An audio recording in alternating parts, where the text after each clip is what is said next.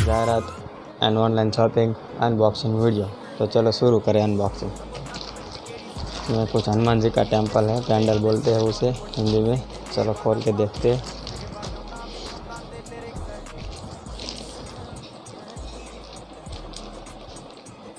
इसे खोलना पड़ेगा।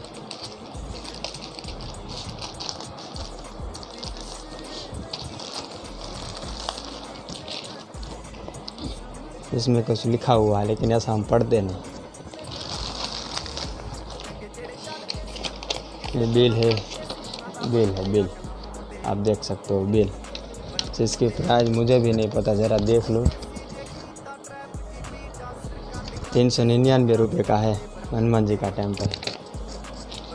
चलो अब इसे खोल कर देखते हैं।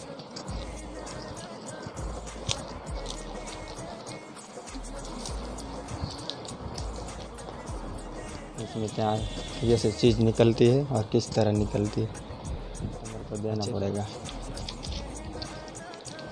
देखिए इतनी सी छोटी सी चीज़ चांदी का है, पूरे का पूरा, पूरी चीज़ चांदी की है। देखो हनुमान जी का टेम्पल इस तरह 399 रुपये का। ठीक है।